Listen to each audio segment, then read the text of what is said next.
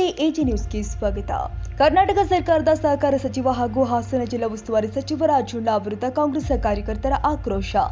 ಮಾಜಿ ಸಚಿವ ಬಿ ಶಿವರಾಮ್ ಅವರನ್ನ ಏಕವಚನದಲ್ಲಿ ಮಾತನಾಡಿದ ಸಚಿವರ ವಿರುದ್ಧ ಕಾಂಗ್ರೆಸ್ ಕಾರ್ಯಕರ್ತರು ಆಕ್ರೋಶ ವ್ಯಕ್ತಪಡಿಸಿದರು.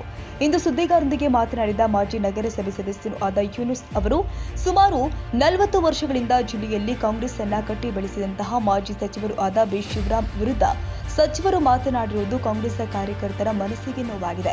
ಆದ ಕಾರಣ ಸನ್ಮಾನ್ಯ ಮುಖ್ಯಮಂತ್ರಿಗಳು ಹಾಗೂ ಉಪಮುಖ್ಯಮಂತ್ರಿಗಳು ಕೂಡಲೇ ಇವರ ವಿರುದ್ಧ ಕ್ರಮ ಕೈಗೊಳ್ಳಬೇಕು ಅಂತ ಒತ್ತಾಯಿಸಿದ್ದೀವಿ ಎಂದರು. ಹಾಗೂ ಈ ಸಂದರ್ಭದಲ್ಲಿ ನಗರ ಕಾಂಗ್ರೆಸ್ ಯೂತ್ ಅಧ್ಯಕ್ಷರು ಆದ ಸಮೀರ್ ಮತ್ತು ಕಾಂಗ್ರೆಸ್ ಮುಖಂಡರು ಆದ ಶಿರಾಜ್ ಅಲಿಬೇಗ್ ಅವರು ಮಾತನಾಡಿ, ಸಚಿವರ ಈ ನಡೆಯಿಂದ ಬರುವ ಲೋಕಸಭಾ ಚುನಾವಣೆಯಲ್ಲಿ ಜಿಲ್ಲೆಯ ಕಾಂಗ್ರೆಸ್ ಪಕ್ಷಕ್ಕೆ ಅನಾನುಕೂಲಗಳು ಉಂಟಾಗಬಹುದು. ಆದ್ದರಿಂದ ಕೂಡಲೇ ಸಚಿವರ ರಾಜೀನಾಮೆ ಪಡೆದು ಕಾಂಗ್ರೆಸ್ ಕಾರ್ಯಕರ್ತರ ನೋವನ್ನು ತಿಳಿದುಕೊಳ್ಳುವಂತಹ ಹಾಗೂ ಜಿಲ್ಲೆಯಲ್ಲಿ ಪಕ್ಷವನ್ನ ಕಟ್ಟಿ ಬೆಳೆಸುವಂತಹ ಸಚಿವರನ್ನ ನೇಮಿಸಬೇಕು ಅಂತ ಒತ್ತಾಯಿಸಿದರು. ಎಲ್ಲ ಮಾಧ್ಯಮ ಮಿತ್ರರಿಗೆ ನಮಸ್ಕಾರ. ನನ್ನ ಹೆಸರು ಸಮೀರ್, ಯುವ ಕಾಂಗ್ರೆಸ್ನ ನಗರ ಅಧ್ಯಕ್ಷ. ಏನು ನಿನ್ನೆ ದಿವಸ ಸಹಕಾರ ಸಚಿವರು, ಹಾಸನ ಜಿಲ್ಲಾ ಉಸ್ತುವಾರಿಗಳು ಮಂತ್ರಿಗಳಾದ ಕೆ.ಎನ್. ರಾಜಣ್ಣನವರು ನಮ್ಮ ಹಾಸನ ಜಿಲ್ಲೆಯ ಹಿರಿಯ ನಾಯಕರು ಬಿ ಶಿವರಾಮಣ್ಣನ ಬಗ್ಗೆ ಅವನು ಇವನು ಅಂತ ಏನು ಮಾತಾಡಿದ್ದಾರೆ, ಅದು ಇಡೀ ಹಾಸನ ಜಿಲ್ಲೆ ಕಾಂಗ್ರೆಸ್ ಪಕ್ಷದ ಕಾರ್ಯಕರ್ತರು, ಶಿವರಾಮಣ್ಣನ ಅಭಿಮಾನಿಗಳು ಅದನ್ನ ಖಂಡಿಸ್ತಾರೆ. ನೀವು 2018ರಲ್ಲಿ ತಾವು ಕೂಡ ಸೋತಿದ್ರಿ. ಇವತ್ತು ಹೇಳ್ತೀರಾ ಶಿವರಾಮಣ್ಣನಿಗೆ ಜನ ಉತ್ತರ ಕೊಟ್ಟಿದ್ದೀರಾ ಅಂತ. ನಿಮಗೂ ಉತ್ತರ ಕೊಟ್ಟಿದ್ರು. ಇಡೀ ದೇವೇಗೌಡರ ಕುಟುಂಬವನ್ನು ಸೋಲಿಸಿದಂಥ ಹೆಮ್ಮೆ ಶಿವರಾಮಣ್ಣ ಅವರಿಗಿದೆ. ಅಂಥವ್ರ ಬಗ್ಗೆ ನೀವು ಅವನು ಇವನು ಅಂತ ಮಾತಾಡ್ತೀರಾ? ತಾವು ಇತಿಹಾಸ ತಿಳ್ಕೊಂಡಿಲ್ಲ, ಹಾಸನ ಜಿಲ್ಲೆ ರಾಜಕೀಯ ಬಗ್ಗೆ ತಿಳ್ಕೊಂಡಿಲ್ಲ. ಹಾಸನ ಜಿಲ್ಲೆ ರಾಜಕೀಯ ಮಾಡಬೇಕು ಅಂದರೆ ಏನೇನು ಮಾಡಬೇಕು ಅಂತ ತಮಗೆ ಗೊತ್ತಿಲ್ಲ. ಹಾಸನ ಜಿಲ್ಲೆ ರಾಜಕಾರಣ ಯಾರು ಮಾಡಿದ್ದಾರೆ ಇವತ್ತವರೆಗೂ ಅವ್ರಿಗೆ ಗೊತ್ತು ಇಲ್ಲಿ ರಾಜಕಾರಣ ಏನು ಅಂತ. ತಾವು ಮಾತಾಡ್ತೀರಾ ಇವತ್ತು ಒಬ್ಬರು ಮಾಜಿ ಸಚಿವರ ಬಗ್ಗೆ ಅಂದರೆ ತಮಗೆ ಅದು ಶೋಭೆ ತರುವಂಥ ವಿಷಯ ಅಲ್ಲ. ಯಾಕಂದ್ರೆ 4 ಬಾರಿ MLA ಆಗೋದು ಎಷ್ಟು ಕಷ್ಟ ಅಂತ ತಮಗೂ ಗೊತ್ತಿದೆ. ತಾವು 4-5 ಬಾರಿ ನಿಂತು 2 ಬಾರಿ ಸೋತಿದ್ದೀರಾ. ತಾವು ತಿಳ್ಕೋಬೇಕು ಒಬ್ರು ಮಾಜಿ ಸಚಿವರ ಬಗ್ಗೆ ಏನು ಹೇಳಬೇಕು ಏನು ಹೇಳಬಾರ್ದು ಅಂತ. ಅವರಿಗೆ ಡೋಂಟ್ ಕೇರ್ ಅಂತ ಹೇಳ್ತೀರಾ. ನಿಮ್ಮಂತ ಸಾವಿರಾರು ಜನಕ್ಕೆ ಅವರು ನೋಡಿದ್ದಾರೆ ಸ್ವಾಮಿ. ಅವರು ನಿಮ್ಮಂತವ್ರಿಗೆ ಡೋಂಟ್ ಕೇರ್. ಮಾಜಿ ಸಚಿವರು ಇಡೀ ಕ್ಷೇತ್ರ ಹಾಸನ ಜಿಲ್ಲೆಯಲ್ಲಿ ಪ್ರತಿ ದಿವಸ ಜನಗಳು ಕಷ್ಟ ಕೇಳ್ತಾರೆ. ಅರ್ಧ ರಾತ್ರಿಗೆ ಯಾವ ಒಬ್ಬ ಕಾರ್ಯಕರ್ತರ ಫೋನ್ ಮಾಡ್ತಾರೆ ಅಂದ್ರೆ ಅದನ್ನ ರಿಸೀವ್ ಮಾಡಿ ಮಾತಾಡ್ತಾರೆ ಅವರು. ನಾನು 11 ಸಲ ನಿಮ್ಗೆ ಕಾಲ್ ಮಾಡಿದ್ದೀನಿ, ಇವತ್ತವರೆಗೂ ಒಂದು ಕಾಲ್ ಪಿಕ್ ಮಾಡಿದ್ದೀರಾ ನೀವು? ಯಾವುದಾದ್ರೂ ಕಾರ್ಯಕರ್ತರ ಸಭೆ ಮಾಡಿದ್ದೀರಾ ನೀವು? ಕಾರ್ಯಕರ್ತರ ಕಷ್ಟ ಕೇಳಿದ್ದೀರಾ ನೀವು? ಇವತ್ತು ನಾನು ಯಾರು ಕೇಳಲ್ಲ ಅಂತೀರಾ? ನೀವು ಕೇಳಲ್ಲ ಅಂದಮೇಲೆ ನೀವು ಯಾಕೆ ನಮಗೆ ಮಂತ್ರಿ ಆಗಬೇಕು? ನೀವು ಯಾಕೆ ನಿಮಗೆ ಉಸ್ತುವಾರಿ ಆಗಬೇಕು? ನಮ್ಮ ಡಿ ಕೆ ಶಿವಕುಮಾರ್ ಸಾಹೇಬರಿಗೆ, ನಮ್ಮ ಮುಖ್ಯಮಂತ್ರಿಗಳಾದ ಸನ್ಮಾನ್ಯ ಸಿದ್ದರಾಮಯ್ಯ ಸಾಹೇಬರಿಗೆ ಮನವಿ ಮಾಡ್ತೀವಿ. ಕಾಂಗ್ರೆಸ್ ಪಕ್ಷದ ಎಲ್ಲ ಕಾರ್ಯಕರ್ತರುಗಳು ಮನವಿ ಮಾಡ್ತೀವಿ. ಇವರನ್ನ ಈಗಲೇ ರಾಜೀನಾಮೆ ಕೊಡಿಸಿ ನಮ್ಮ ಹಾಸನ ಜಿಲ್ಲೆಗೆ ಬೇರೆ ಮಂತ್ರಿಯನ್ನ ನೇಮಕ ಮಾಡಬೇಕು ಅಂತ. ಯಾಕಂದ್ರೆ ಇಂಥ ಮಂತ್ರಿ ನಮಗೆ ಬೇಡ. ಕಾರ್ಯಕರ್ತರ ಕಷ್ಟ ಕೇಳಿಲ್ಲ, ಕಾರ್ಯಕರ್ತರ ಮನಸ್ಸರ್ಥ ಮಾಡ್ಕೊಂಡಿಲ್ಲ ಅಂತಾರೆ ಇಂಥ ಮಿನಿಸ್ಟ್ರಿನ ತಗೊಂಡು ನಾವೇನ್ ಮಾಡಬೇಕು? ನಮ್ಮ ಕಷ್ಟ ಯಾರ ಹತ್ರ ಅಂತ ಹೇಳ್ಕೋಬೇಕು? 40 ವರ್ಷ ರಾಜಕಾರಣದಲ್ಲಿ, 20 ವರ್ಷ ಅಧಿಕಾರ ಇಲ್ದಿರೋ ಸಮಯದಲ್ಲಿ ನಮ್ಮಂತ ಕಾರ್ಯಕರ್ತರನ್ನು ಬೆಳೆಸಿ ಶಕ್ತಿ ತುಂಬಿರುವಂತವರು ಶಿವರಾಮಣ್ಣನವರು. ಅಂತವ್ರ ಬಗ್ಗೆ ಮಾತಾಡ್ತೀರಾ ನೀವು? ನಿಮ್ಮಂತ ಮಂತ್ರಿಗೆ ನಾವು ಹಾಸನ ಜಿಲ್ಲೆಯಲ್ಲಿ ಪ್ರತಿಭಟನೆ ಮೂಲಕ ಉತ್ತರ ಕೊಡ್ತೀವಿ. ನೀವು ಹಾಸನ ಜಿಲ್ಲೆಯಲ್ಲಿ ಕಾಲು ಹಿಡಿದು ನಾವು ಮಾಡ್ತೇವೆ. ಇದು ಕಾಂಗ್ರೆಸ್ ಕಾರ್ಯಕರ್ತರ ಶಕ್ತಿ. ನೀವು ಡೋಂಟ್ ಕೇರ್ ಅಂತಿರಲ್ಲ, ನೀವು ಕಾರ್ಯಕರ್ತರಿಂದ ಗೆದ್ದಿರೋದು ನೀವು ಮರಿಬೇಡಿ. ಇದೇ ಕಾರ್ಯಕರ್ತರು 2 ಬಾರಿ ನಿಮ್ಮನ್ನ ಸೋಲಿನ ರುಚಿ ಖಂಡಿಸಿದ್ದಾರೆ. ನೀವು ಅರ್ಥ ಮಾಡ್ಕೋಬೇಕು. ಏನು ಶಿವರಾಮಣ್ಣನವರು ಶಶಿ ಅಣ್ಣನ ಪರ ಧ್ವನಿ ಎತ್ತಿದ್ರು ನಿಗಮ ಮಂಡಳಿ ಮಾಡಬೇಕು ಅಂತ, ಅದನ್ನ ವಿರೋಧ ಮಾಡಿದ್ದಕ್ಕೆ ಇಷ್ಟೆಲ್ಲ ಮಾತಾಡ್ತಿರಲ್ಲ ಯಾರ್ದು ಕೇಳ್ಕೊಂಡು ಇವತ್ತು ಬಂದವರು ಹೇಳ್ತಾರೆ, 1000 ಹೇಳ್ಬೋದು, ಆದ್ರೆ 40 ವರ್ಷದಿಂದ ಕಾರ್ಯಕರ್ತರ ಕಷ್ಟ ಕೇಳ್ಕೊಂಡು ಬಂದಿರೋ ಮಾತು ನೀವು ಕೇಳಿಲ್ಲ ಅಂದ್ಮೇಲೆ ನೀವು ಮಂತ್ರಿ ಆಗಿ ಯಾಕೆ ಬೇಕು? ಇವತ್ತು ಯಾರೋ ಒಬ್ಬರು ನಿಗಮ ಮಂಡಳಿ ಆಗಿರ್ಬೋದು, ನಮಗೆ ಅದ್ರ ಬಗ್ಗೆ ಅಭ್ಯಂತರ ಇಲ್ಲ. ಆದ್ರೆ ಲಿಂಗಾಯತ ಸಮಾಜಕ್ಕೆ ಒಂದು ಸ್ಥಾನ ಕೊಡಬೇಕು ಅಂತ ಹೋರಾಟ ಮಾಡಿದ್ದು ಶಿವರಾಮಣ್ಣ ಅವರು ತಪ್ಪ? ಹೇಳಿ. ಏನು ವಿಧಾನಸಭೆಯಲ್ಲಿ 7ಕ್ಕೆ 6 ಸೋತಿದ್ದೀವಿ, ಅದಕ್ಕೆ ಕಾರಣ ವೀರಶೈವ ಸಮಾಜದವರು ಅವರು ಒಂದು ನಿಗಮ ಮಂಡಳಿ ಕೊಡಿ ಅಂತ ಕೇಳಿದ್ದಪ್ಪ. ವಲಸೆ ಬಂದವರು ಬೇರೆ, ನಾವು ಮೂಲ ಕಾಂಗ್ರೆಸ್ಸಿಗರು ಬೇರೆ ಅಂತ ಏನ್ ಮೂರು ಗುಂಪು ನೀವು ಮಾಡ್ತಿದ್ದೀರಾ? ಇದು ಸರಿನಾ? ಲೋಕಸಭೆ ಚುನಾವಣೆ ಬರ್ತಿದೆ ಇವತ್ತು. ಏನು ಲೋಕಸಭೆ ಚುನಾವಣೆಗೆ ಎಲ್ಲರೂ ಒಟ್ಟಾಗಿ ತಗೊಂಡು ಹೋಗುವಂತ ಮಂತ್ರಿ ನಮಗೆ ಕೊಡಿ. ಇದು ಮೂರು ಗುಂಪು 4 ಗುಂಪು ಮಾಡಿ ಇವತ್ತು ನೀವು ನಮ್ಮನ್ನ ಬೇರೆ ಬೇರೆ ಏನ್ ಮಾಡ್ತಿದ್ದೀರಾ? ಇದು ಇಡೀ ಹಾಸನ ಜಿಲ್ಲೆ ಕಾರ್ಯಕರ್ತರ ಶಾಪ ನಿಮ್ಗೆ ಕೆಟ್ಟದ್ದೇ. ಇಡೀ ಹಾಸನ ಜಿಲ್ಲೆ ಕಾರ್ಯಕರ್ತರು ಇವತ್ತು ನೀವು ಮಂತ್ರಿ ಆಗಿದ್ದ ದಿವಸ ಸಂಭ್ರಮಾಚರಣೆ ಮಾಡಿದ್ರು, ಪಟಾಕಿ ಹೊಡೆದ್ರು, ನಿಮ್ಮಲ್ಲಿ ನಾವು ಏನೋ ಒಂದು ಭವಿಷ್ಯ ಕಂಡ್ಕೊಳ್ತೀವಿ ಅಂತ ನಮ್ಮ ಮನಸ್ಸಲ್ಲಿತ್ತು. ಆದ್ರೆ ಇವತ್ತು ಗೊತ್ತಾಗ್ತಿದೆ ನಮಗೆ, ನಿಮ್ಮಂತ ಮಂತ್ರಿಯಿಂದ ನಮ್ಮ ಪಕ್ಷದ ಸ್ವಂತ ಕಾರ್ಯಕರ್ತರಿಗೆ ನೋವಾಗ್ತಿದೆ, ಕಷ್ಟ ಆಗ್ತಿದೆ. ನಿಮ್ಮಂತ ಮಂತ್ರಿಯಿಂದ ನಮ್ಮ ಕಾರ್ಯಕರ್ತರು ಬೇರೆ ಪಕ್ಷಕ್ಕೆ ಹೋಗಿ ಸೇರ್ಕೋಬೇಕಾಗ್ತಿದೆ ಅಂತ ಪರಿಸ್ಥಿತಿ ನೀವು ಸೃಷ್ಟಿ ಮಾಡಿದ್ದೀರಾ. ಅದಕ್ಕೋಸ್ಕರ ನಾನು ಸನ್ಮಾನ್ಯ ಸಿದ್ದರಾಮಯ್ಯ ಅವರಿಗೆ ಮತ್ತು ಸನ್ಮಾನ್ಯ ಡಿ ಕೆ ಶಿವಕುಮಾರ್ ಸಾಹೇಬರಿಗೆ ಮನವಿ ಮಾಡ್ತೀನಿ, ಇಂಥ ಮಂತ್ರಿಗಳು ನಮಗೆ ಬೇಕಾಗಿಲ್ಲ. ಕಾರ್ಯಕರ್ತರ ಕಷ್ಟ ಕೇಳೋರು ಬೇಕಾಗಿದೆ. ಇಡೀ ಹಾಸನ ಜಿಲ್ಲಾ ಕಾರ್ಯಕರ್ತರು ಮತ್ತು ಮುಖಂಡರು ನಾಯಕರ ಪರವಾಗಿ ನಾವು ಇವತ್ತು ಅರಸೀಕೆರೆಯಲ್ಲಿ ಪತ್ರಿಕಾಗೋಷ್ಠಿ ಮಾಡ್ತಿದ್ದೀವಿ. ದಯವಿಟ್ಟು ನಿಮ್ಮ ಹತ್ರ ಕೈ ಮುಗಿದು ಕೇಳ್ಕೊಳ್ತೀವಿ, ಇಂತಹ ಮಂತ್ರಿಗೆ ರಾಜೀನಾಮೆ ಕೊಡಿಸಿ, ನಮಗೆ ಒಳ್ಳೆ ಕಾರ್ಯಕರ್ತರ ಮನಸ್ಸು ಅರ್ಥ ಮಾಡಿಕೊಳ್ಳುವಂತ ಮಂತ್ರಿಯನ್ನ ಕೊಡಿ ಅಂತ. ಏನು ನಿನ್ನೆ ಗಣರಾಜ್ಯೋತ್ಸವ ದಿನಾಚರಣೆ ದಿನ ಹಾಸನ ಜಿಲ್ಲಾ ಉಸ್ತುವಾರಿ ಸಚಿವರು ನಮ್ಮ ಮಾಜಿ ಸಚಿವರಿಗೆ ವಿ ಶಿವರಾಮಣ್ಣನವರಿಗೆ ಹೆಂಗೆ ಬೇಕಂಗೆ ಮಾತಾಡಿದ ವಿಚಾರಕ್ಕೆ ಇವತ್ತು ಪ್ರೆಸ್ ಮೀಟನ್ನು ಕೊಡ್ತಾಯಿದ್ದೀವಿ. ಏನು ಹಾಸನ ಜಿಲ್ಲೆಯಲ್ಲಿ 45 ವರ್ಷದಿಂದ ಕಾಂಗ್ರೆಸ್ ಪಕ್ಷಕ್ಕೆ ಸೇವೆಯನ್ನು ಸಲ್ಲಿಸಿ ಯೂತ್ ಕಾಂಗ್ರೆಸ್ ಅಧ್ಯಕ್ಷರಾಗಿ 4 ಸತಿ ಶಾಸಕರಾಗಿ, ಒಂದು ಸತಿ ಸಚಿವರಾಗಿ, ಒಂದು ಸತಿ ಜಿಲ್ಲಾ ಅಧ್ಯಕ್ಷರಾಗಿ, KPCC ಉಪಾಧ್ಯಕ್ಷರಾಗಿ, ಇವತ್ತು AICC ಸದಸ್ಯರಾಗಿದ್ದಾರೆ. 45 ವರ್ಷದಿಂದ ಕಾಂಗ್ರೆಸ್ ಪಕ್ಷಕ್ಕೆ ಸೇವೆಯನ್ನು ಸಲ್ಲಿಸಿರೋಂಥವ್ರಿಗೆ ಇವತ್ತು ಜಿಲ್ಲಾ ಉಸ್ತುವಾರಿ ಸಚಿವರವರು ಅವರು ಯಾರು ಇವರು ಅಂತ ಮಾತಾಡ್ತಾರೆ.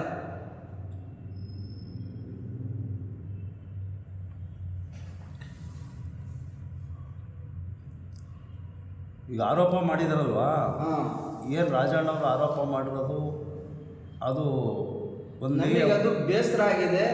ಅವರು 45 ವರ್ಷದಿಂದ ಕಾಂಗ್ರೆಸ್ ಪಕ್ಷಕ್ಕೆ ಸೇವೆ ಸಲ್ಲಿಸಿದ್ದಾರೆ ಈ ಜಿಲ್ಲೆಯಲ್ಲಿ. ಅಂಥವ್ರಿಗೆ ಇವತ್ತು ಅವ್ರ ಬೇಸರ, ಅವರ ಕಾರ್ಯಕರ್ತರಿಗೆ, ಅವರ ಬೆಂಬಲಿಗರಿಗೆ ಬೇಸರ ಆದಂಗೆ ಜಿಲ್ಲಾ ಉಸ್ತುವಾರಿ ಸಚಿವರು ನನ್ನ ಹೇಳಿಕೆ ಕೊಟ್ಟಿದ್ದಾರೆ. ಅಲ್ಲ, ಅವರು ಹೇಳಿರೋದು ಒಂದು ರೀತಿ ಏನು ಅನ್ಸುತ್ತೆ ನಿಮಗೆ? ಅದು ಎಲ್ಲೋ ಒಂದು ಕಡೆ ನಮಗೆ ನೋವಾಗಿದೆ. ಅವ್ರ ಬೆಂಬಲಿಗರಿಗೆ, ಕಾಂಗ್ರೆಸ್ ಕಾರ್ಯಕರ್ತರಿಗೆ ನೋವಾಗಿದೆ. ಅವರು ಕಾಂಗ್ರೆಸ್ ಕಾರ್ಯಕರ್ತರಿಗೆ ಬೈದಿಲ್ಲ, ಮುಖಂಡರು ಅವ್ರು ಹೇಳಿದ್ದು ಯಾವುದೋ ಒಂದು ಕ್ಷೇತ್ರ ಇಟ್ಕೊಂಡು ತಿರುಗಿ ಎಲ್ಲ ಮಾಡಲಿ ಅವರು ಸಹ 2004 ಮೊದಲನೇ ಬಾರಿ MLA ಆದರು. 2008 ಮತ್ತೆ ಸೋತರು. ಅವರು 2013 ಗೆದ್ರು. 2018 ಮತ್ತೆ ಸೋತರು. ಅವ್ರಿಗೂ ಜನ ಸೋಲಿನ ರುಚಿ ತೋರಿಸಿದ್ದಾರೆ, ಅವ್ರಿಗೂ ತೋರಿಸಿದ್ದಾರೆ. ಇವರು ಮಂತ್ರಿಯಾಗಿ, ಇವರು ಮೊದಲನೇ ಸತಿ ಶಾಸಕರಾಗಿ ಟೈಮಲ್ಲಿ ಸಚಿವರು ಶಿವರಾಮಣ್ಣವರು ಆವತ್ತ ಮಂತ್ರಿ.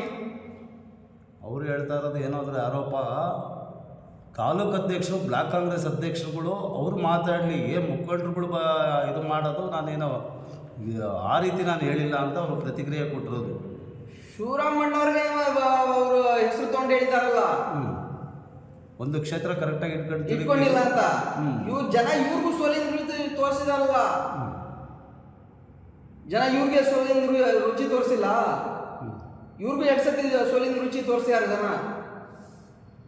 ಅವ್ರು ರಾಜಣ್ಣ ಅವರು ಈಗ ಹೇಳಿದ್ದಾರೆ, ಈಗ ಏನಂತ ಅದು ನಾಳೆ ಅರಸೀಕೆರೆಗೆ ಬರ್ತಿದ್ದಾರೆ. ನಾವು ಮುದ್ಕೆ ಹಾಕಕ್ಕೂ ಅವ್ರಿಗೆ ನಾವು ಹಿಂದೆ ಸರಿಯಲ್ಲ. ನಾಳೆ ಸಭೆಯಲ್ಲಿ ಮುದ್ಕೆ ಹಾಕ್ತೀವಿ. ನಾಳೆ ಒಂದೇ ವಲಸೆ ಬಂದಿಲ್ಲ ಅವರು. ಇದು ಒಂದೇ 45 ವರ್ಷದಿಂದ ಕಾಂಗ್ರೆಸ್ ಪಕ್ಷಕ್ಕೆ ಸೇವೆ ಐತೆ. ಯೂತ್ ಕಾಂಗ್ರೆಸ್ ಅಧ್ಯಕ್ಷರಾಗಿ 4 ಸತಿ ಶಾಸಕರಾಗಿ, ಒಂದ್ಸತಿ ಮಂತ್ರಿಯಾಗಿ, ಒಂದ್ಸತಿ ಜಿಲ್ಲಾ ಕಾಂಗ್ರೆಸ್ ಅಧ್ಯಕ್ಷರಾಗಿ, ರಾಜ್ಯ ಕಾಂಗ್ರೆಸ್ ಉಪಾಧ್ಯಕ್ಷರಾಗಿ, ಇವತ್ತು ACC ಸದಸ್ಯರಾಗೋ ಮುಟಾನು ಕಾಂಗ್ರೆಸ್ ಪಕ್ಷಕ್ಕೆ ಸೇವೆ ಸಲ್ಲಿಸಿದ್ದಾರೆ. ಒಂದೇ ಪಕ್ಷದಲ್ಲಿದ್ದು ಒಂದೇ ಈಗ ದೊಡ್ಡ ನಾಯಕರುಗಳೇ ಈಗ ಮಾತಾಡಿದ್ರೆ ಪಕ್ಷಕ್ಕೆ ಏನು ಡ್ಯಾಮೇಜ್ ಆಗಲ್ವಾ? ಲೀಡರ್ಗಳು ಮಾತಾಡಿದ ತಕ್ಷಣ ಏನು ಡ್ಯಾಮೇಜ್ ಆಗಲ್ಲ.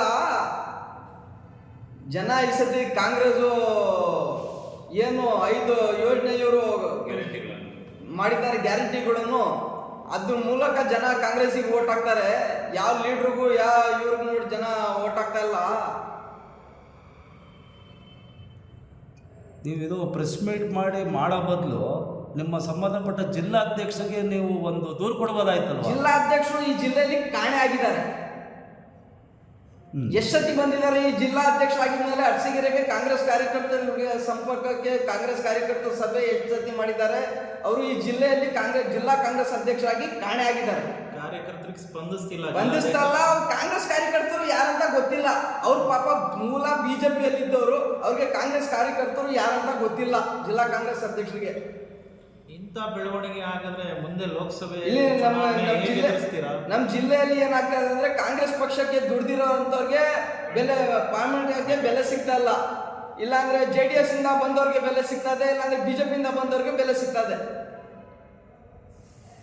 ಇದ್ರ ಬಗ್ಗೆ ಹೈಕಮಾಂಡ್ ಜೊತೆ ನಾವು ಇದು KPCC ಅಧ್ಯಕ್ಷರು ಗಮನಕ್ಕೆ ತಗೊಂಡೋಗ್ತೀವಿ. ಈ ಜಿಲ್ಲಾ ಉಸ್ತುವಾರಿ ಸಚಿವರಿಗೆ ವಜಾ ಮಾಡಬೇಕು, ಈ ಜಿಲ್ಲಾ ಉಸ್ತುವಾರಿ ಸಚಿವರಿಗೆ ಬೇರೆಯವ್ರಿಗೆ ನೇಮಕ ಮಾಡಬೇಕು. ಈ ಜಿಲ್ಲೆಯಲ್ಲಿ ನಮ್ಮ ಜಿಲ್ಲೆಯಲ್ಲಿ ಕೊಡುಗೆ ಸೋನಿಯಾ ಜಿಲ್ಲಾ ಉಸ್ತುವಾರಿ ಸಚಿವರದ್ದು ಏನು ಕೊಡುಗೆ ಇಲ್ಲ ನಮ್ಮ ಜಿಲ್ಲೆಗೆ. ಇನ್ನು ಮಾಜಿ ಸಚಿವರು B ಶಿವರಾಮಣ್ಣ ಅವ್ರದ್ದು ಈ ಜಿಲ್ಲೆಗೆ ಸೇವೆನೂ ಐತೆ, ಈ ಜಿಲ್ಲೆಗೆ ಕೊಡುಗೆನೂ ಐತೆ ಕಾಂಗ್ರೆಸ್ ಪಕ್ಷಕ್ಕೆ. ನಿಮ್ಮ ಮಾಜಿ ಸಚಿವರು ಒಂದು ಕ್ಷೇತ್ರ ಇಟ್ಕೊಂಡಿಲ್ಲ ಅಲ್ವಾ? ಒಂದು ಕ್ಷೇತ್ರ ಇಟ್ಕೊಂಡಿಲ್ಲ. ಆಯ್ತು, ಬೇಲೂರು ಆಯ್ತು, ಅರಸೀಕೆರೆ ಆಯ್ತು, ಹಿಂಗೆ ಆಯ್ತಿರೋದಲ್ವಾ? ಕ್ಷೇತ್ರ ಹೋಗಿದ್ಮೇಲೆ ಅವ್ರಿಗೆ ಸರಿಯಾಗಿ ಕ್ಷೇತ್ರ ಇದ್ದಾಗಿಲ್ಲ. ಕ್ಷೇತ್ರ ಇದ್ದಾಗ 4 ಸತಿ ಕಂಟಿನ್ಯೂಸ್ ಆಗಿ MLA ಆದ್ರು, ಒಂದ್ಸತಿ ಮಂತ್ರಿ ಆದ್ರು. ಅರಸೀಕೆರೆನೇ ಒಂದು ಕ್ಷೇತ್ರನ ಇಟ್ಕೊಂಡಿದ್ರು. ಇವತ್ತು ಈ ಬೇರೆಯವ್ರ ಹತ್ರ ಮಾತೆ ಕೆಳಗಿರ್ಲಿಲ್ಲ ಇದು ಅದು ಅದರ ಬಗ್ಗೆ ನಾವು ಹೇಳಕ್ಕಾಗಲ್ಲ. ಕಾರ್ಯಕರ್ತರು ನೀವು ಹೇಳ್ಬೋದಾಯ್ತಲ್ವಾ? ಕಾರ್ಯಕರ್ತರು ಮುಖಂಡರುಗಳೆಲ್ಲ ಈಗ ಹಿಂದೆಲ್ಲ ಅಧಿಕಾರ ತಗೊಂಡು ಅನುಭವಿಸೋದು. ಹೈಕಮಾಂಡ್ ತೀರ್ಮಾನ, ಟಿಕೆಟ್ ಕೊಡೋದು ವಿಚಾರದಲ್ಲಿ ಹೈಕಮಾಂಡ್ ತೀರ್ಮಾನ ಮಾಡುತ್ತೆ. ಅದು ಹೈಕಮಾಂಡ್ ಎಲ್ಲಿಗೆ ಕಳ್ಸತ್ತೆ ಅಲ್ಲಿಗೆ ಹೋಗ್ತಾರೆ. ಅವರು ಪಕ್ಷ ಸಿದ್ಧಾಂತ ಇಟ್ಕೊಂಡಿರೋರು. ಅವರು ಈ ಬೇರೆಯವ್ರಂಗೆ ವಲಸೆ ಬಂದು ಇದಿಲ್ಲ. ಅವರೊಂದು ಕಾಂಗ್ರೆಸ್ ಪಕ್ಷ ಸಿದ್ಧಾಂತ ಅವರಿಗೆ. ಈಗ ನಿಮ್ಮ ಹೇಳಿಕೆ ನೋಡಿದ್ರೆ ಮೂಲತಃ ಕಾಂಗ್ರೆಸ್ ಅವರಿಗೆ ಬೆಲೆ ಸಿಗ್ತಾ ಇಲ್ಲ.